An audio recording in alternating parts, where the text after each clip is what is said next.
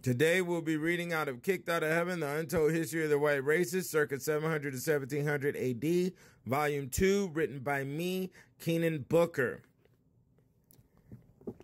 Before we get into it, it would be wise for me to explain the true definition of witchcraft.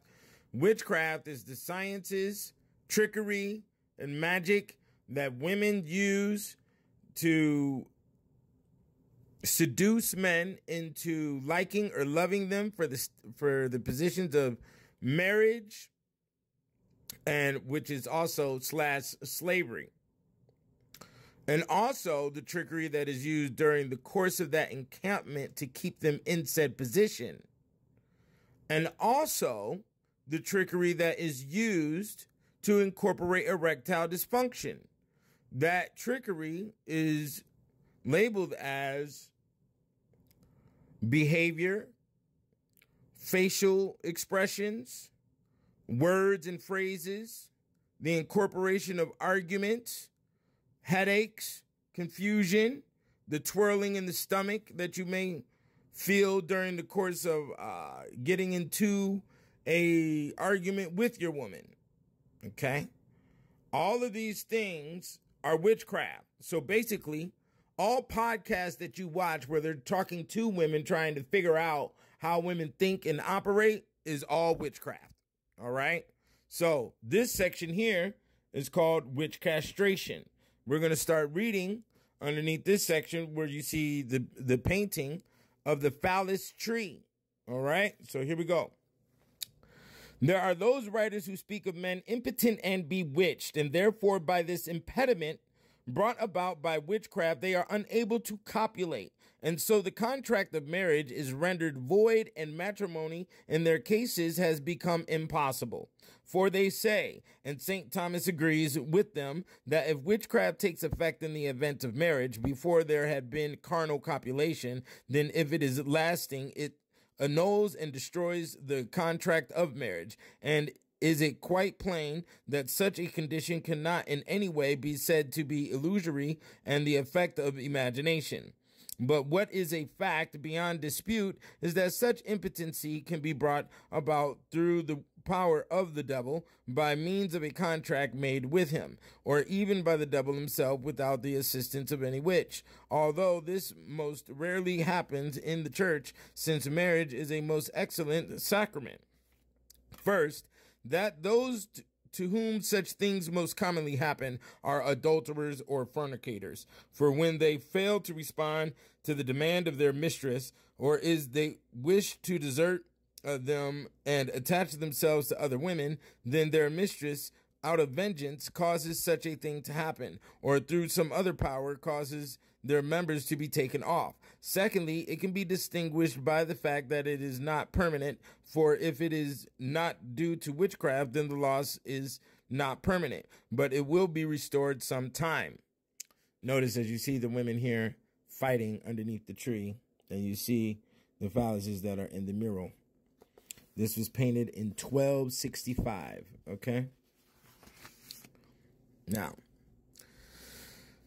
in the town of Ratisbon, a certain man who had an intrigue with a girl wishing to leave her lost his member, that is to say, some glamour was cast over it so that he could see or touch nothing but his smooth body.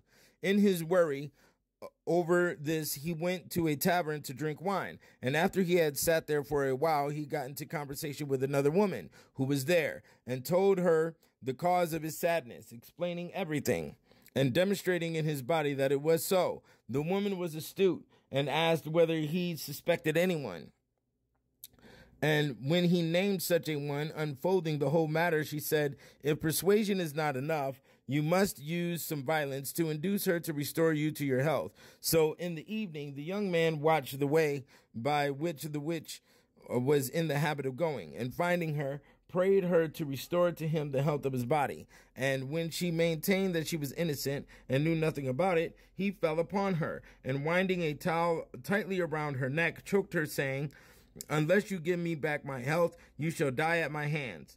Then she was being able to cry out, and with her face already swelling and growing black, she said, "Let me go. I will heal you." The young man then relaxed the pressure of the towel, and the witch touched him with her hand between the thighs, saying, "Now you have what you desire." And the young man, as he afterwards said, plainly felt, before he had verified it by looking or touching, that his member had been restored to him by the mere touch of the witch. A similar experience is narrated by a certain venerable father from the Dominican House of Spires, well known in the order of the honesty of his life and for his learning. One day, he says, "While I was hearing confessions, a young man came to me, and in the course of his confession woefully said that he had lost his member. Being astonished at this, and not being willing to give it easy credence, since in the opinion of the wise it is a mark of lightheartedness to believe too easily, I obtained proof of it when I saw nothing on the young man's removing his clothes and showing this place. Then, using the wisest counsel I could, I asked whether he suspected anyone of having so bewitched him, and the young man said that he did suspect someone, but that she was absent and living in worms. Then I said, I advise you to go to her as soon as possible and try your utmost to soften her with gentle words and promises, and he did so. For he came back after a few days and thanked me, saying that he was whole and had recovered everything, and I believed his words, but again proved them by the evidence of my eyes." And what then is to be thought of those witches who in this way sometimes collect male organs in great numbers, as many as 20 or 30 members together, and put them in a bird's nest, or shut them up in a box, where they move themselves like living members and eat oats and corn, and as has been seen by many and is a matter of common report. It is to be said that it is all done by devil's work and illusion, for the senses of those who see them are deluded in the way we have said. For a certain man tells that when he had lost his member, he approached a known witch to ask her to restore it to him. She told the afflicted man to climb a certain tree, and that he might take which he liked out of a nest in which there were several members. And when he tried to take a big one, the witch said, "You must not take that one," adding, because it belonged to a parish priest. There was many jokes during the time of priests having large phalluses and using them on the women without their husbands knowing. So this picture right here is taken out of the Roman de la Rose, created in Paris in mid-14th century and now kept in the Bibliothèque Nationale de France. And this is on the illumination. The illumination is the border of where the information was being written at. And as you can see, she has a basket. Okay, and she is collecting them out of the tree. This also alludes to the power of the witch leaving the home, because she owns the phallus of the man, which he does not have any power to debate with her, because he knows that he cannot please her. So he allows her to go out at night to please herself. That is also one layer. This is part of the section of what I wrote of my psychoanalytical view on the activity of the witch castration, but I'll just read the last chapter. The impotence implication is precise, as impotence is what a woman needs in order to have power.